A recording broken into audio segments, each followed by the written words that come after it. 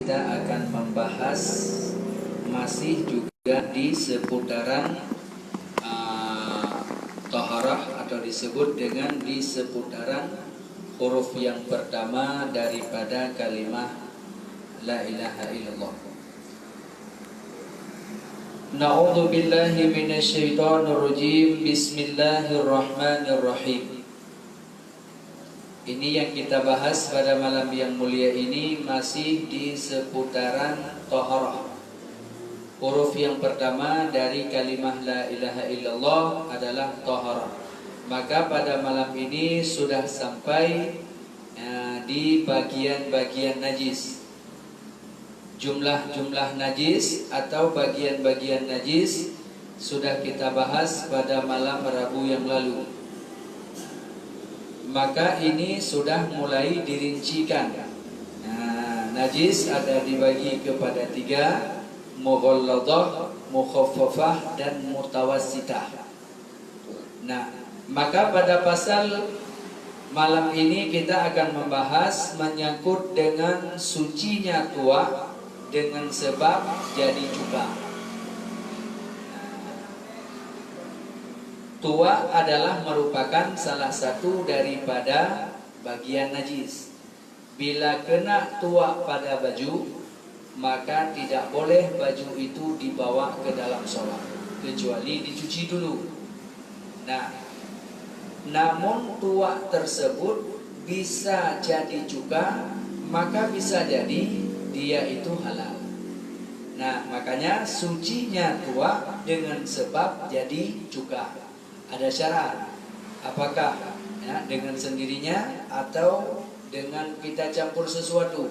Maka malam ini kita akan bahas. Na'udzu billahi minasyaitonir rajim. Bismillahirrahmanirrahim. Faslun, bermula ini suatu pasal pada menyatakan sucinya tuak dengan sebab jadi cuka. Maka bermula sucinya tuak itu dengan sebab jadi cuka dengan sendirinya. Kalau berubah dengan sesuatu, maka tetap hukumnya haram, walau sudah disebut cuka sekalipun. Sudah disebut cuka, tapi cuka itu berubah dengan sesuatu yang kita campurkan dengannya atau kita jatuhkan sesuatu ke dalamnya. Walau sudah jadi cuka sekalipun, maka tetap itu bernajis. Tapi kalau seandainya tuak itu berubah menjadi cuka dengan sendirinya, maka sucilah, karena sudah jadi cuka. Sucinya tuak dengan sebab berubah menjadi cuka dengan sendirinya. Bila berubah dengan sesuatu, maka tetap itu najis, walau sudah menjadi cuka. Walau dengan benda sesuatu yang halal sekalipun, walau berubah dengan sesuatu yang tidak ada perubahan sama sekali, seperti kita masukkan ke dalam tuak itu anak batu. Ada anak batu di dalam tuak itu, berubah dia menjadi cuka, tetap juga tidak disebut dengan halal. Makanya berhati-hati untuk memakai cuka. Kalau cuka sekarang memang dibuat langsung dari air yang diperas untuk menjadi cuka. Ini yang jadi masalahnya. Kalau zaman-zaman dulu air cukanya itu air yang berubah daripada air kelapa yang sudah lama dipendam, atau air oren, apa namanya? Aren.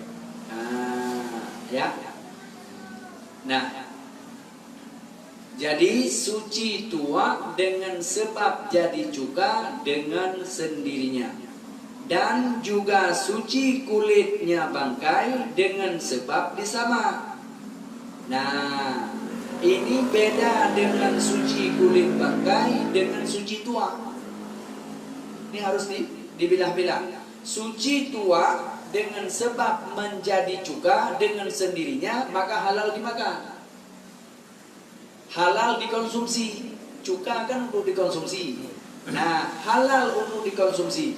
Tapi sucinya kulit bangkai dengan sebab disamak itu bukan suci untuk dikonsumsi. Bukan halal untuk dikonsumsi, tetapi halal untuk dipakai. Kulit bangkai, ini misalnya ini sapi, kita tengok ada sapi satu baru tabrak di jalan, mati dia. Dagingnya tak bisa ambil, najis. Yang boleh diambil apa? Kukunya. Ada yang boleh diambil apa? Kulitnya. Kulitnya boleh diambil dengan catatan disamak. Bagaimana cara disamaknya? Disamaknya maka dihilangkan seluruh lendir-lendirnya yang menyebabkan untuk busuknya kulit. Nah, sesudah disamak dengan catatan tiada lagi berubah kulit itu akan membusuk bila seandainya sudah dipindahkan semua lendir-lendirnya. Walau hilang lendir itu dengan najis sekalipun. Seperti untuk menyamaknya kulit bangkai, kita pakai dahi burung merpati misalnya. Untuk menyamaknya. Padahal itu dahi merpati kan najis. Kulit bangkai tadi juga najis. Untuk menghilangkan lendirnya, kita pakai dahi merpati. Nah, tak mengapa, boleh itu. Sesudah kita membersihkan lendir-lendirnya dengan tahi binatang sekalipun, dengan tahi merpati sekalipun, nah kemudian nanti kita bersihkan dengan air yang suci. Nah, maka sucilah kulit bangkai dengan sebab disamak. Samaknya kulit bangkai dengan samaknya najis yang mughalladah itu tidak sama. Karena kulit bangkai bukan najis yang mughalladah, tapi termasuk dalam najis yang mutawassitah. Nah, tapi kalau seandainya najis yang mughalladah itu tidak akan pernah suci walau disamak. Jangan mimpi nanti kita mau sama kulit anjing, tidak akan suci itu. Kenapa? Karena usulnya, asalnya langsung najis yang diberatkan. Nah, jadi tidak akan suci. Jangan nanti kita jumpa anjing mati, ya ambil kulitnya kita sama, tak akan suci. Kenapa? Karena innya itu langsung najis. Nah, cuma ditanya, kulit bangkai kan innya najis juga tuh. Nah, ini harus kita pahami. Usulnya, asalnya kulit itu tidak najis. Kenapa? Karena bangkai itu jadinya dengan sebab mati, tidak secara syariah. Berarti asalnya kulit sapi itu tidak najis. Kapan jadi najisnya? Dengan sebab jadi bangkai. Nah, maka sucinya kulit bangkai itu dengan disamak. Asalnya tidak pernah bernajis, makanya suci. Tapi kalau innya langsung bernajis, maka itu tidak akan bisa suci walau disamak sekalipun. Nah, ya. Lalu yang suci untuk disamak najis yang mughalladah, nah itu bekasnya seperti jilat-jilatnya, ya, tahinya, peluhnya. Nah, itu yang kita sama. Ya, yang kita sama itu pun samaknya najis yang mughalladah itu dengan 7 kali air, salah satu darinya itu pakai tanah. Boleh dipakai pada tengahnya, boleh dipakai pada awalnya, boleh dipakai pada akhirnya. Nah, dan untuk cara menyamaknya seperti yang telah kita bahas Rabu yang lalu, ya, wajib dicerai-cerai airnya, pisah-pisah airnya. Sekali siram sampai rata semuanya, maka pisah. Dalam arti pisah, pindahkan air, semprotkan air ke tempat lain, atau pokoknya antara ini yang sedang kita basuh, ceraikan. Kalau ini ember, celup, kemudian pisahkan dengan air yang kita celup. Celup lagi, baru dihitung 2 kali. Nah, kalau kita basuh sampai setengah hari namun kita tidak bercerainya air, itu tetap dihitung sekali. Ya, udah setengah hari semprot tak putus-putus, itu tetap sekali dihitung. Nah, walau sudah bersih sekalipun, namun secara syariat itu belum suci. Makanya disebut yang bersih belum tentu suci. Yang suci sudah pasti bersih. Nah, ini adalah merupakan yang berubah darinya najis tapi berubah menjadi suci.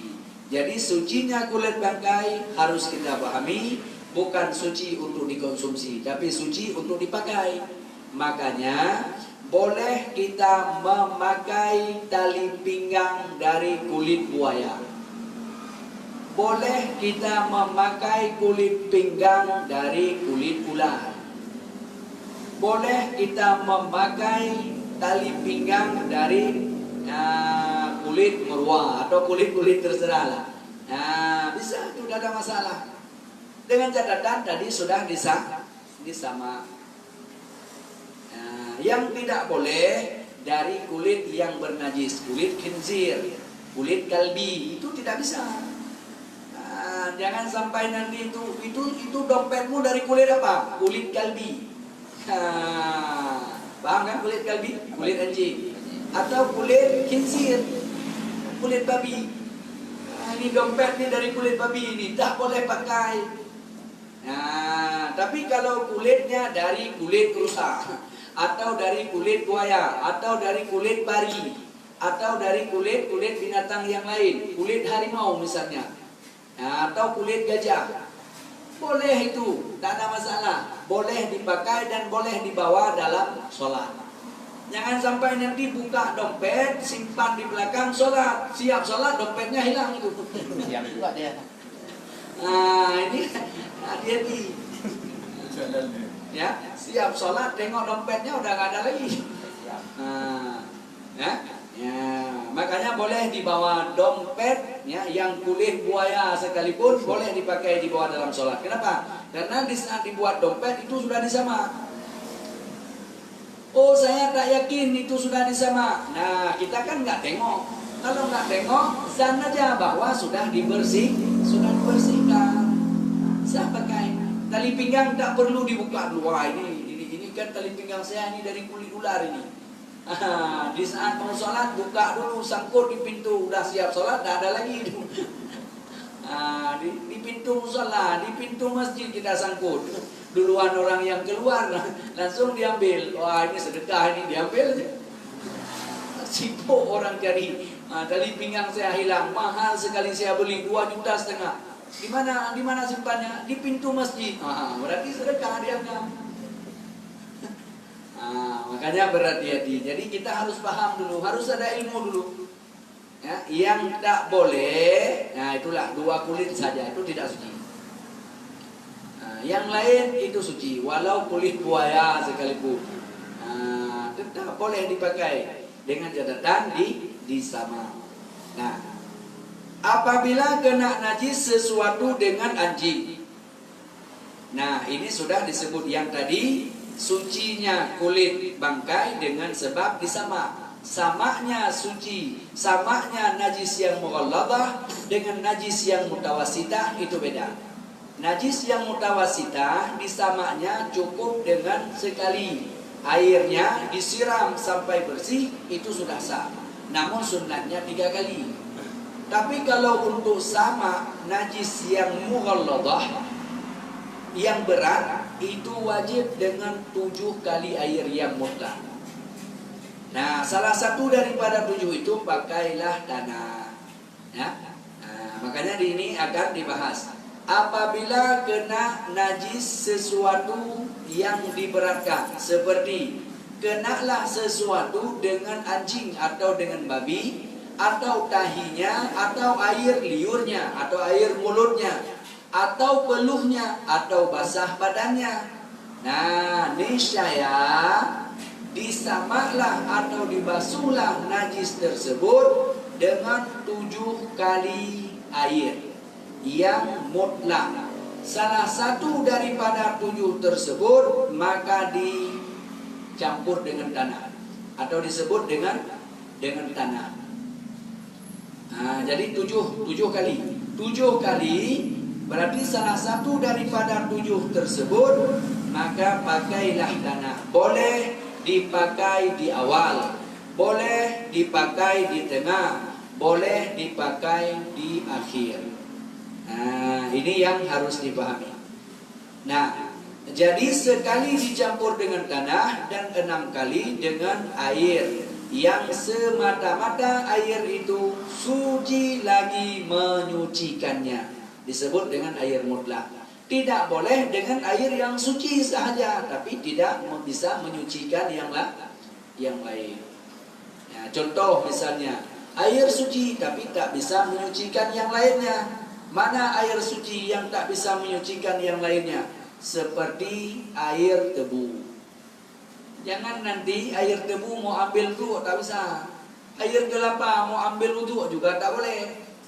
Nah, air itu suci tapi tidak bisa menyucikan yang lainnya. Nah, kemudian selanjutnya ada yang kena najis itu, ya, makanya perlu juga untuk kita pahami.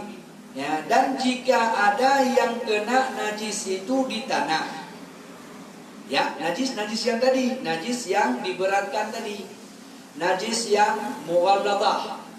Kena najis di yang mughalladah itu di tanah. Nah, ini kalau di tanah bagaimana caranya?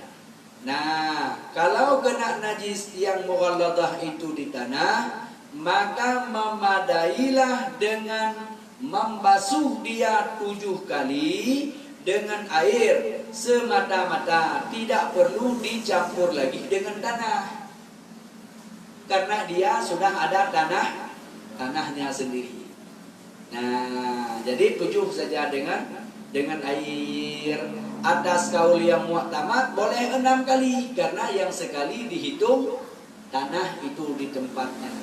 Tapi dengan catatan innama a'malu bin niat. Niat itu tanah yang kita, ya, tanah itu kita hitung kepada hitungan sekali. Ya, cuma ada juga yang dibahas oleh para ulama, ya, 7 kali airnya, langsung 7 kali air.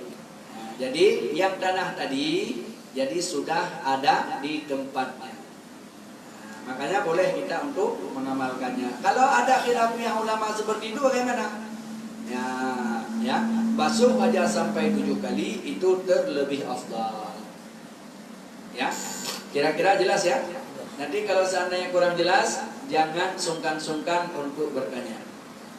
Adapun benda yang kena najis dengan kemih kanak-kanak laki-laki yang belum sampai umurnya 2 tahun atau disebut dengan yang belum memakan sesuatu makanan. Nah, itu disebut dengan najis yang mukhaffafah. Karena najis dibagi kepada 3: mughalladah, mukhaffafah, mutawassitah. Yang pertama disebut dengan yang mughalladah, itu najis yang dinajiskan oleh 2 makhluk itu saja. Yang pertama kalbi, yang kedua khinzir dan keturunan-keturunannya. Nah, itu tetap sucinya, tidak ada cara lain kecuali dengan disama. Kemudian yang kedua disebut dengan najis yang mukhaffafah. Najis yang mukhaffafah itu khusus kemih kanak laki-laki yang belum memakan sesuatu makanan lain daripada susu ibunya atau susu redaknya. Kalau susu SGM bagaimana Bu? Kan ada yang tanya susu ibunya atau susu redaknya. Cuma dia nggak minum susu ibunya dan juga tidak ada susu redaknya, tapi susu SGM. Nah, kan susu apa boleh itu susu redak dari sapi, kan? Kita anggap redak dari sapi aja lah misalnya. Boleh itu? Tidak. Karena itu tidak lagi dihitung daripada susu ibunya atau susu redhanya. Nah, ini yang harus dipahami. Kalau anak laki-laki yang belum sampai umurnya 2 tahun, kencing dia atau kemihnya yang belum makan apa-apa kecuali dia cuma minum susu ibunya, maka sucilah dia dengan dipercikkan air yang terbanyak hingga membasahlah tempatnya tersebut. Atau air itu, maka tiap-tiap barang yang kena najis itu, maka disucikan dengan percikan air itu sahaja. Tapi dengan catatan, seukuran najis itu ada dipercikan airnya. Ini contoh misalnya, anak kecil yang umur belum sampai 2 tahun, dan dia tidak makan sesuatu kecuali cuma ASI ibunya. Beda kalau dia sudah makan yang lain, makan roti, makan bermacam-macam dia sudah makan, itu tidak bisa lagi. Jadi nanti kencingnya itu tetap nanti dihitung kepada mutawasitah. Ya, nah ini khusus anak laki-laki yang belum makan sesuatu selain daripada susu ibunya sahaja atau susu redhanya. Maka suci kencingnya itu dengan sebab dipercikan air saja di atasnya. Nah, kita percikan air saja di atasnya seukuran setara dengan kencingnya. Nah, misalnya ini kencingnya sedikit kan. Jadi percikan air seukuran di atas itu kemudian dilap, udah suci. Cuma secara afdalnya dihilangkan innya dulu. Hilangkan innya dulu, kemudian baru dipercikan air atasnya. Makna perci tidak mesti sampai harus mengalir airnya, karena namanya bukan dibasuh. Kalau air yang mengalir itu namanya membasuh. Tapi kalau memerci ini tak mesti harus mengalir. Nah, tapi dengan catatan atas kaul yang mu'tamad, hilangkan innya dulu, lap dulu innya sampai bersih, sampai suci, sampai tidak ada lagi innya, maka baru perci air di atasnya. Ya, nah, kira-kira jelas ya. Biasa anak-anak kecil kita ada di rumah kan. Ini disebut dengan najis yang ringan, disebut dengan najis yang mukhaffafah. Nah, kemudian selanjutnya,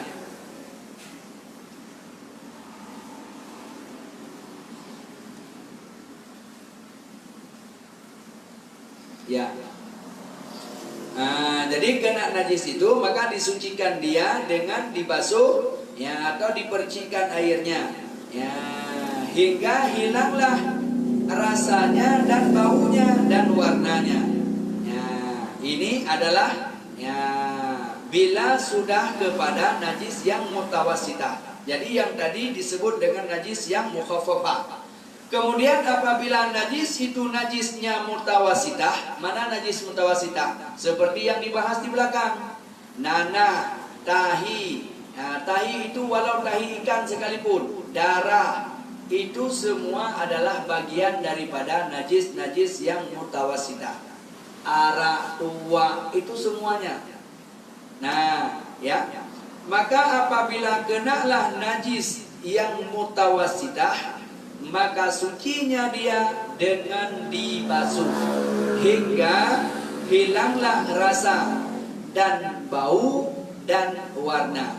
Maka tiada mengapa jika tinggal hanya bau yang di luarnya, bukan pada tempatnya. Nah, kalau seandainya bau yang terserap, maka itu rusak, dimaafkan. Tapi kalau baunya masih ada innya, maka itu belum suci. Atau tinggal warnanya, yang sukar dihilangkan. Seperti kan ada anak-anak misalnya kencing ngompol, walau sudah dibersihkan tetap masih nampak pulau. Pulaunya tak akan hilang-hilang misalnya. Apakah itu tak suci? Suci sudah, tidak ada masalah. Tidak harus mesti hilang itu warna pulaunya. Pulau kuning itu warnanya misalnya kan, tak mesti harus hilang. Yang penting sudah dibasuhnya tadi. Nah, ini adalah merupakan najis yang mutawassitah. Nah,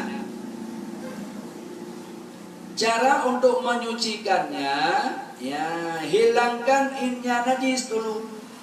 Nah, misalnya ada tahinya ayam, pindahkan itu tahinya dulu.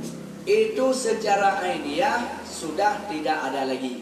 Namun secara hukmiyah itu tetap masih bernajis. Nah, makanya perlu dipahami seperti tahi cicak yang ada di rumah. Buang dulu itu tahi cicaknya. Sesudah itu maka barulah diambil air sedikit, maka disiramkan atas tahi cicak itu yang sudah dihilangkan innya. Jangan sampai nanti tahi cicak disapu dengan sapu, itu secara ainiyah hilang, tapi secara hukmiyah masih bernajis. Ujungnya dipel oleh orang rumah, dari najis yang kecil sudah menjadi satu rumah bernajis. Nah, makanya berhati-hati dengan menyebut dengan najis, karena apabila seseorang tidak paham cara menyucikannya najis, maka sama sekali dia tidak akan pernah bisa masuk ke dalam surganya Allah. Di pintu surga tertulis, surga tidak akan menerima orang yang kotor, baik dia kotor dengan sebab hadasnya atau kotor dengan sebab najisnya. Hadas, dia tak suci dari salah satu dua hadas, tak paham dari hadas kecil, tak mengerti dari hadas besar. Ujungnya kemana-mana dia pergi dalam berhadas. Masuk masjid berhadas, sholat dalam keadaan hadas. Tidak sah semuanya. Ini yang kita khawatirkan. Nah, atau tidak suci daripada najis. Kalau tidak suci daripada najis, baik itu mughalladah, mukhaffafah, mutawassitah, salah satu saja dia masih dalam keadaan bernajis, maka dia walau dia ibadahnya rajin, tetapi ibadahnya tak diakui oleh Allah. Kenapa tak diakui? Karena ibadahnya itu tidak dalam keadaan suci. Karena syaratnya sah ibadah, salah satunya adalah suci. Apapun ibadah itu, baik ibadah badaniyah atau ibadah qauliyah, bacaan, seperti sholat. Karena sholat ada ibadah qalbiyah, ibadah badaniyah disebut dengan fi'lun, ibadah qauliyah disebut dengan bacaan. Jadi pada sholat itu merangkum. Pada sholat ada ibadah qalbiyah, ada niat. Kemudian ada ibadah badaniyah, fi'lun. Kemudian lagi yang ketiga ada ibadah qauliyah, bacaan. Jadi pada sholat ada tiga itu merangkum itu. Nah, makanya bila seandainya kita tidak memahami daripada mana disebut dengan qalbiyah, mana yang disebut dengan qauliyah, mana yang disebut dengan fi'liyah atau disebut dengan fi'lun, perbuatan, maka tidak sah sholat. Nah, ini kalau sudah lari kepada sholat, semuanya terikat suci dulu. Mau tawaf, salah satu syaratnya suci. Mau sholat, salah satu syaratnya suci dulu. Suci daripada hadas, suci daripada najis, suci daripada hadas besar, suci daripada hadas kecil, suci daripada najis yang muwalladah, mukhaffafah, dan mutawassitah. Baru boleh sholat, baru boleh tawaf. Ini yang harus kita pahami. Makanya perlu sekali ilmu dulu. Makanya disebut oleh para ulama-ulama fikih, asal-asal ibadah itu ada tiga. Ini asal dulu. Asal ibadah ada tiga. Al-awalu, yang pertama, ilmu. Bila tidak ada ilmu, berarti dia tidak akan tersentuh dengan asalnya ibadah. Yang kedua, asal ibadah ta'zim, mengagungkan dulu perintah Allah dan perintah Rasul, maka itu barulah dia tersentuh dengan asalnya ibadah. Tapi kalau ibadahnya cuma ibadah ikut-ikutan, ibadahnya ibadah tiru-tiruan, maka itu tidaklah sah ibadahnya. Kemudian yang ketiga, ini yang paling banyak ini. Banyak orang yang tidak tersentuh dengan asal ibadah. Mana yang ketiga? Yang ketiga, merasa senang, merasa nyaman sedang beribadah. Jangan merasa senang, merasa puas, merasa nyaman sesudah beribadah. Ini yang sering kita alami. Kalau belum kita sholat, kita merasa terbebani. Waduh, ini belum tenang ini karena saya belum sholat. Sesudah kita sholat, ada orang yang ngomong, ini baru lega kita karena kita sudah sholat. Kemana-mana kita pergi udah oke, tidak ada masalah lagi karena kita sudah sholat. Padahal belum tentu sholat yang kita kerjakan tadi diterima oleh Allah. Makanya orang yang tersentuh dengan hakikat ibadah, dia merasa nyaman sedang dalam ibadah, merasa gundah, merasa gelisah apabila sudah ibadah. Was-was dia, ya Allah, apakah sholat saya tadi itu diterima? Apakah sholat saya tadi ada kekurangan? Was-was beliau, was-was, susah beliau hatinya sesudah beribadah. Sedang dalam beribadah asik dia, senang, dia nyaman, dia kalaupun ayat panjang dibaca oleh imam tidak merasa. Kan ada kita kalau panjang sedikit ayat dibaca oleh imam, udahlah cukup untuk kali ini saja ke masjid ini. Ke depan aku tak mau lagi imam panjang betul itu baca ayatnya. Ini ada orang yang sampai seperti itu. Ya, makanya hati-hati. Cuma kalau seandainya kepingin sholat yang panjang, ya, ayatnya yang panjang, ya, sholatlah di Mekah. Di Mekah sholat subuhnya. Rakaat pertama saja itu satu surat Ar-Rahman, itu paling kurang itu. Makanya kalau sakit kencing kita, ya udah pergi pipis dulu. Kalau enggak, jangan coba-coba. Sakit sikit aja lah. Sempat keluar itu di situ. Jadi harus kencing dulu itu. Lama betul itu sholat subuhnya. Yang paling cepat sholat maghrib. Kalau sholat maghrib itu ayat sangat pendek di bawahnya itu. Tapi kalau sholat subuh itu ayatnya panjangnya. Sholat subuh saja, hampir setengah jam lewat lah, hampir 1 jam itu sholat saja itu. Sholat saja sampai 30 menit lebih. Satu rakaat aja, tidak kurang daripada 15 menit. Itu satu rakaat. Apalagi pada subuh, pada sholat subuh Jumat. Kalau pada sholat subuh Jumat itu dibaca ayat-ayat yang ada ayat tilawah. Karena nanti ada sujud sajadah. Itu di Mekah dan di Madinah itu seperti demikian. Khusus pada subuh Jumat saja. Makanya saudara kita yang pergi ke sana harus hati-hati. Nanti imam sujud sajadah, kita ruku. Udah dia sujud langsung dibangun lagi, Allahu Akbar, dibaca ayat lagi. Ada dalam hati itu ada jamaah yang tanya, tunggu, tadi itu kok imamnya lupa apa itu? Sesudah dia ruku dia baca ayat lagi. Maka tunggu, jelaskan subuh itu subuh apa? Subuh Jumat. Kalau subuh Jumat itu bukan ruku, tapi itu sujud sajadah. Karena dibaca tadi ayat-ayatnya tilawah. Ada sunat sujud sajadah. Jadi satu sunat sujudnya. Apabila imam sujud, maka makmum wajib sujud. Tapi kalau imam tak sujud, makmum haram sujudnya. Tidak boleh sujud kalau imam tidak sujud. Ini yang harus kita pahami. Jangan nanti imam sujud kita ruku kita, udah siap ruku, rupanya imam baca ayat lagi. Waduh, ini berarti tadi kita tidak paham. Ini yang kita harus pahami itu.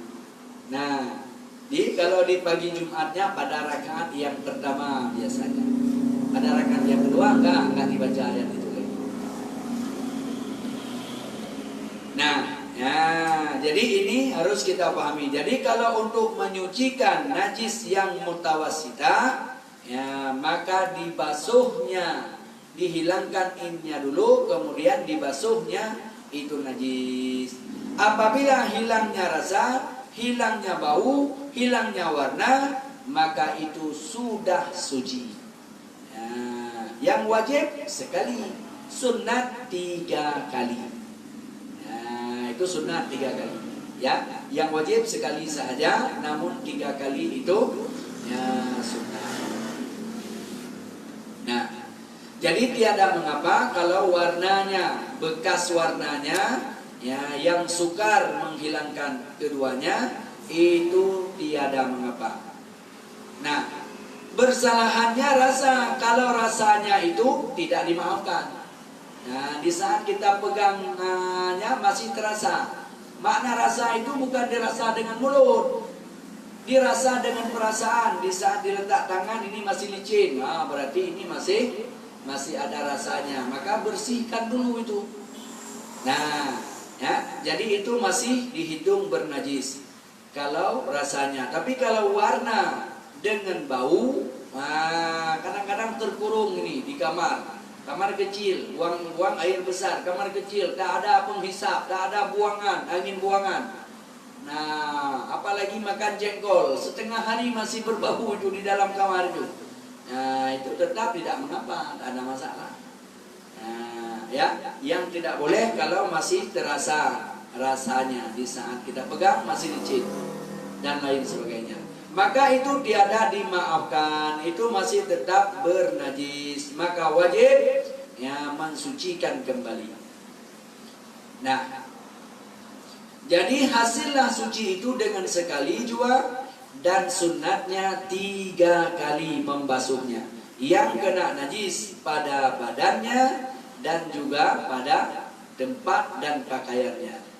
Yang kena najis, ya, benda yang cair bagaimana? Seperti manisan dan air susu, ya, dan sebagainya. Maka apabila najis kena dengan cairan seperti manisan atau air susu yang cair dia, maka jadilah najis benda tersebut, walau lebih daripada 2 pula sekalipun.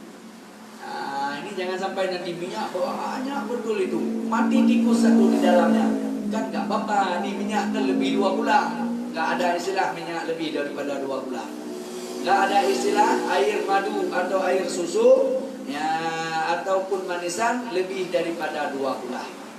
Nah, itu tetap dihitung bernajis, kecuali di saat mati sesuatu, bangkai di dalamnya dalam keadaan beku itunya. Nah, seperti misalnya minyak goreng, matilah tikus di atasnya sementara minyak gorengnya dalam keadaan beku. Nah, maka itu boleh dibuang seukuran batas tikus. Tapi kalau di saat matinya bangkai itu masih dalam keadaan cair, kemudian beku itu minyak goreng, maka itu tetap semuanya bernajis. Nah, kan daerah-daerah yang dingin misalnya kan, di saat matinya tikus masih cair, nah, ujungnya tertanamlah tikus itu, membekunya tikus itu di dalam minyak goreng itu tetap bernajis. Nah, ini yang harus kita pahami menyangkut dengan 3 jenis najis.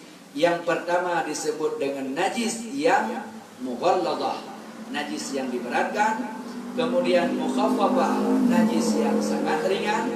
Kemudian najis yang mutawasitah disebut najis atau disebut dengan najis am. Nah, itu semua adalah najis yang mutawasitah. Mulai daripada darah, bisul, mulai daripada nanah, mulai daripada ya tahi ayam, tahi binatang, tahi semua tahi, walau tahi ikan sekalipun. Makanya hati-hati, jangan sampai nanti kita pergi ke pasar, beli ikan teri, ikan bilis, beli ikan bilis. Apabila ikan bilis dimasak tanpa dibuang tahinya, maka kita makan itu bernajis. Nanti beli ikan bilis suruh kepepes, suruh pepes di rumah, ternyata tahinya tak dibuang. Kecuali yang tidak perlu dibuang, kalau itu apa namanya, bilis yang paling kecil itu apa namanya, bilis nasi. Itu yang tidak perlu dibuang. Kenapa? Karena apabila di saat dibuang tahinya masih tinggal 75%, maka wajib buang. Ini misalnya ikan teri ini, dibuang tahinya masih tinggal 75%, maka itu wajib buang. Tapi apabila dibuang maka tinggal 25%, itu tidak wajib, itu rusak. Ya, di saat kita buang tahinya tinggal 25%, 75% sudah hilang. Maka itu itu yang rusak, dimaafkan itu. Tapi kalau tingkat 75% yang tinggal, maka masih wajib buang tahinya. Kalau makan, maka makan najis. Walau kita beli dengan uang yang halal, ternyata makan najis, masuk ke perut, diolah menjadi darah, diolah menjadi daging dari jenis makanan yang haram. Kullu lahmin nabata minas sukti pannaru aula bihi. Daging, darah yang tumbuh dari makanan yang haram, itu neraka lebih pantas baginya. Efeknya kemana? Hati akan mati, hati akan keras. Hati yang keras jauh dengan ibadah. Jangan mimpi hati yang keras bisa mengikuti pengajian. Jangan mimpi hati yang keras bisa sholat tahajud. Jangan bermimpi hati yang keras bisa sholat duha. Jangankan timbul inisiatif dari dirinya sendiri, diajak oleh temannya pun belum tentu dia mau. Alasan dia cari alasan, yuk kita ikut pengajian. Waduh, ini malam ini saya ada rapat nih, ada meeting ini. Walau tak ada meeting, ada alasannya. Nah, makanya hati-hati, itu harus cek itu. Perut kita apakah banyak yang haram masuk atau bagaimana? Karena setiap yang masuk itu haram, maka itu neraka lebih pantas baginya. Makanya walau kita masih hidup, itu kita sudah terdaftar sebahagiannya. Na'udzubillah, mudah-mudahan kita tidak termasuk itu, ya. Dan saudara-saudara kita diampuni oleh Allah, juga termasuk kita. Kadang-kadang ada seseorang, walau masih hidup di dunia, itu separuh badannya sudah terdaftar di neraka. Ada yang sudah sampai ke lehernya, ada yang sampai di dadanya, itu sudah di dalam neraka, itu sudah terdaftar. Makanya kalau yang sudah semuanya ke dalam neraka, itu susah kali untuk kita ajak ke tempat-tempat kebaikan. Ada yang sudah sampai di lehernya. Kalau dia tidak bertobat, maka besok di akhirat akan dibakar sampai lehernya. Kalau dia imannya selamat. Kalau tak selamatnya iman, maka itu tak ada cerita lagi. Makanya perlu sekali untuk kita pahami, ya. Jadi insya Allah untuk malam ini kita sudah menjelaskan 3 jenis najisnya. Dan insya Allah nanti ke depan, kalau Allah mengizinkan, kita akan membahas tentang masalah tayammum. Boleh kita tayammum di dinding pesawat, boleh kita tayammum nanti di dinding mobil, atau di atas sofa. Nah, boleh. Ada syarat-syaratnya nanti. Maka kita harus pahami itu. Ada pertanyaan? Baik menyangkut dengan masalah najis atau menyangkut dengan masalah yang lainnya. Silakan. Ada yang ingin bertanya? Ya, silakan.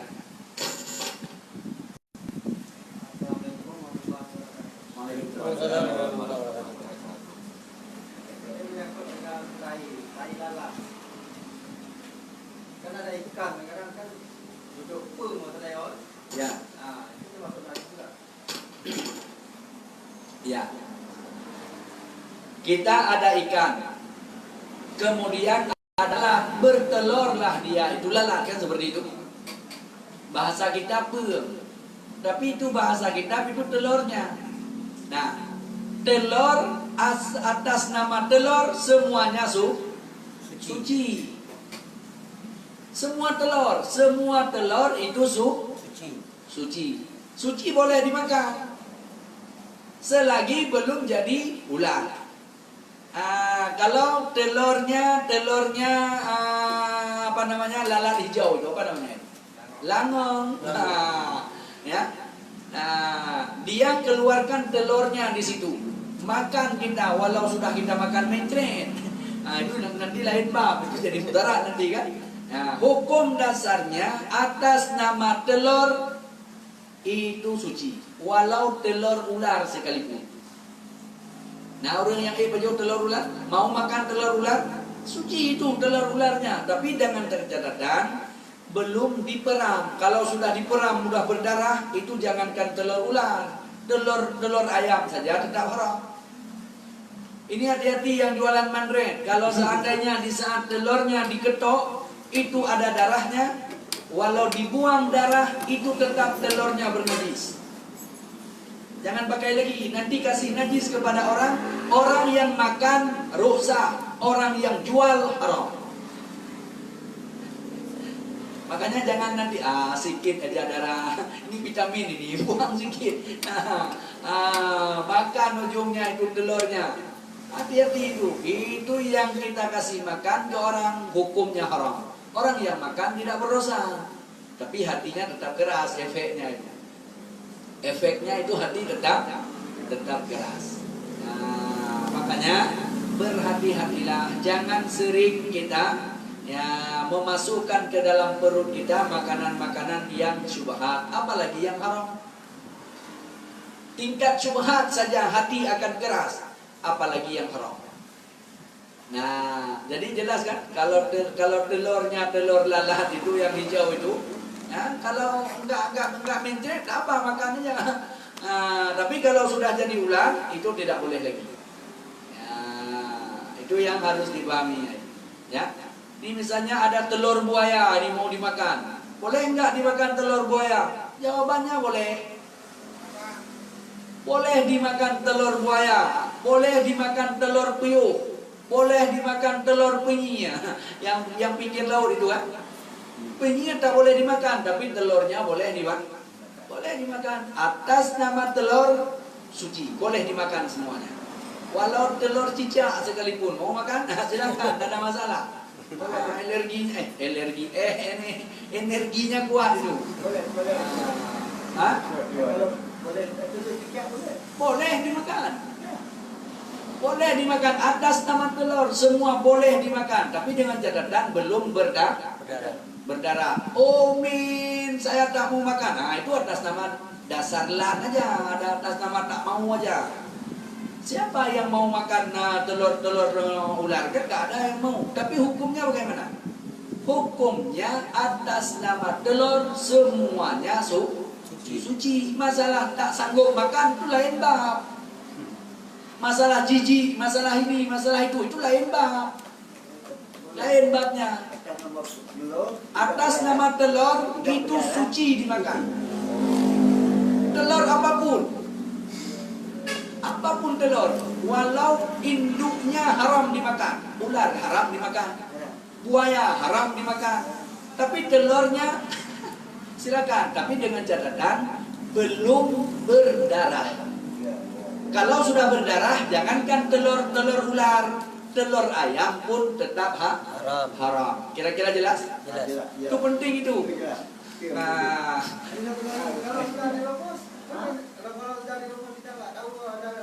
tak boleh juga dimakan. Walau sudah direbus sekalipun, kalau sudah ada darahnya, itu berarti sudah bernajis. Nampaknya di saat kita belah kan? Berarti zahirnya di saat kita sudah belah. Kalau yang tadi masih batin, karena masih tersembunyi dengan kulitnya, kita rebus. Sesudah kita rebus, ternyata darahnya sudah keras, sudah membeku. Tadi kan duluan cair, maka isi di dalam semua bernajis. Jangan dibuang nanti. Itu tadi dibuang. dimakan. Ini biasanya orang yang jualan mandret itu. Bisa diketok, wah ini sedikit aja dibuang ini ya, darahnya. Mandretnya tetap diambil telurnya daripada rugi katanya. Itu dosa haram itu. Kalau orang jualan kopi biasa kan, jualan kopi telur kecok itu. Kalau sudah berdarah, jangankan telur yang lain, telur ayam pun tetap haram dimakan. Ini harus kita perhatikan baik-baik. Jangan nanti anggap itu vitamin. Vitamin itu sangat besar terbawa efek kepada kehidupan. Hati akan keras. Bila keras hati, itu calon celaka di akhirat. Na'udzubillah. Ya, arba'atu, ada 4 yang membawaki kepada hati keras. Qaswatul qalbi, apabila hati sudah keras, maka dia yang pertama itu calon celaka. Arba'atu min ahli syaqawah, 4 golongan calon-calon celaka di akhirat. Pertama, qaswatul qalbi, keras hati. Keras hati dengan sebab sering memakan makanan syubhat. Apalagi yang masuk dimakan makanan haram. Itu hati akan keras. Kalau keras hati, jauh dengan ibadah, jauh dengan Allah. Apabila jauh dengan Allah, maka kita akan murkanya. Na'udzubillah. Yang kedua, ini juga ini. Yang kedua, jalan celaka di akhirat. Enggan menerima kebenaran. Ini harus hati-hati kita. Enggan menerima kebenaran, itu calon orang ahli celaka di akhirat. Mana enggan menerima kebenaran? Dalam syariat itu sudah dikupas. Itu baik. Kita tak baik menerimanya. Contoh yang sangat mudah. Dalam agama disuruh berpakaian kepada istri kita pakaian yang longgar. Tapi kita sendiri yang beli pakaian yang ketat. Berarti kita tidak menerima kebenaran namanya itu. Kebenaran yang sudah diatur dalam syariat kita tak menerima, menolak kebenaran itu. Kalau belum kita beli pakaian yang ketat, belum pas di pikiran kita. Kalau belum kita beli celana yang chain itu apa namanya? Celana apa namanya itu? Legging. Celana legging dia pergi ke pasar. Kalau belum dia pakai celana itu, kita belum hot, kita tengok. Hati-hati itu. Itu berarti kita menentang kebenaran, tak menerima itu kebenaran. Itu calon celaka di akhirat. Kemudian yang ketiga, orang calon celaka di akhirat, orang yang hubbud dunia. Orang yang cinta dunia. Cinta dunia biasa, tapi yang disebut dengan hubbud dunia itu orang yang sudah terlalu cinta ke dunia. Asal urusan dunia apapun tetap diusaha. Tapi kalau menyangkut dengan akhirat langsung lesu dia. Ini pun harus hati-hati ini. Kalau urusan dunia dia donaturnya, tapi kalau urusan akhirat dikit aja lah. Ini biasa ini. Kalau urusan dunia dia donatur, urusan main bola dia donatur, urusan voli dia donatur. Pokoknya kalau urusan dunia buat lapangan voli dia yang paling banyak donatur dia. Tapi kalau urusan akhirat dia di belakang. Itu hati-hati itu. Itu termasuk salah satu orang yang hubbud dunia. Ini harus hati-hati, jalan celaka di akhirat. Kemudian yang keempat, hubbu mali dunia. Orang yang cinta kepada harta dunia. Maksud di situ cinta kepada harta dunia, cinta harta itu hampir semua yang namanya manusia normal. Siapa sih yang nggak kepingin harta ada? Semua ada. Tapi kalau sudah terlalu cinta, itu akan dijadikan segala cara. Yang penting harta depan. Makanya disebut dalam hadis, hubbu malid dunia ra'su minal khati'ah. Orang yang sudah cinta kepada harta dunia itu kepala kejahatan.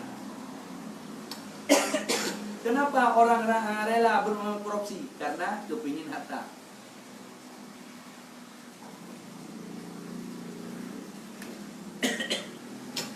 Kenapa orang rela membunuh orang lain?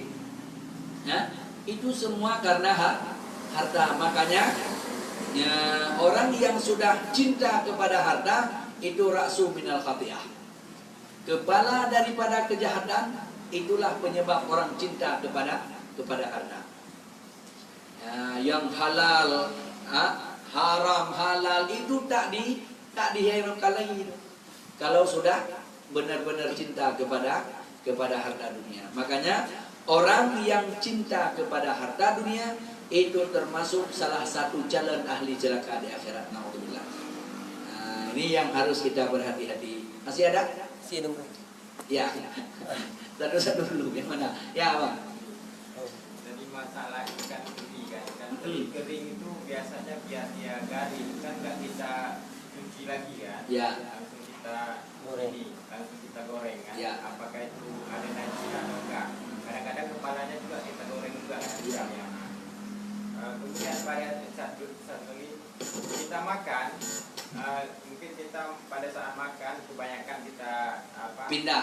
enggak, nasinya itu kebanyakan kan kita enggak perkirakan.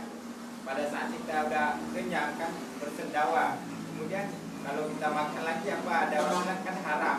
Apakah kalau kita lanjutkan dimakan haram, tapi kalau kita tinggalkan jadi mubazir kan? Ya. Nah, itu bagaimana kalau seandainya sudah bersendawa kita makan dulu atau berhenti atau bagaimana? Ya. Nah, Itu yang kedua. ya. Yang pertama dulu tadi, yang pertama ada ikan teri yang kering.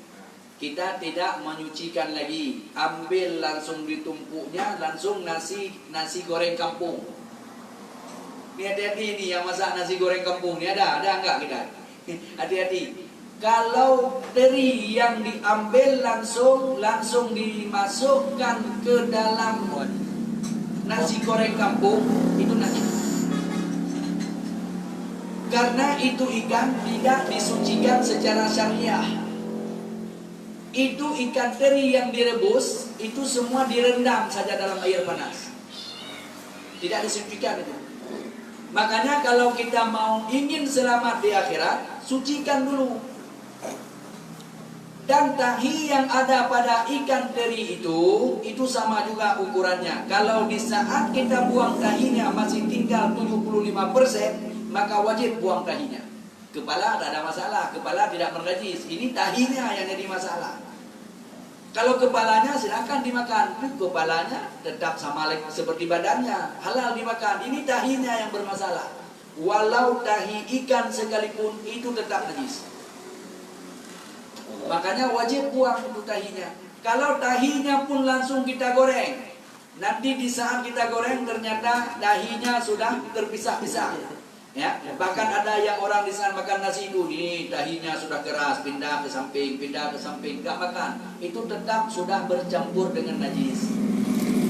Nasi yang sudah bercampur dengan najis, makan nasi itu najis. Yang dimakan adalah najis. Nah, makanya berhati-hati. Ya. Apabila kita yang kasih kepada orang, kita jual kepada orang yang makan tak tahu, maka kita yang membuatnya hukumnya haram. Sementara orang yang makan ditengok, misalnya ditengok, oh ini sudah bercampur dengan tahinya ikan teri. Kalau tidak dimakan, apakah itu mubadzir? Tidak mubadzir kalau itu merupakan najis. Jangan sampai nanti kasihanlah nasi ini dimakan, padahal itu nasinya sudah bercampur dengan najis. Yang berdosanya orang yang mencampurinya. Kita yang tidak memakannya tidak berdosa. Malah kita akan selamat bila seandainya kita tidak memakannya. Nah, masalah kita suruh buat tadi sudah dibuat, ternyata ada nasi, ada ikan terinya yang tidak diininya. Nah, kalau seandainya kita mau, maka bayarlah nasi itu. Kemudian nanti kita bawa pulang, kasihlah ke kucing atau ke makhluk-makhluk yang lainnya. Enggak kita makan, kan masih ada makhluk Allah lainnya yang makan. Nah, yang jadi mubadzir kalau dibuangnya ke tong sampah. Nah, tapi kalau seandainya nanti dibawa pulang, tapi jangan dimakan karena itu sudah bernajis. dimakan oleh hewan peliharaan, dikasih ke anjing, dikasih ke kucing, dikasih ke ayam dan lain sebagainya. Yang penting kalau kita beli nasi goreng kampung, kalau ada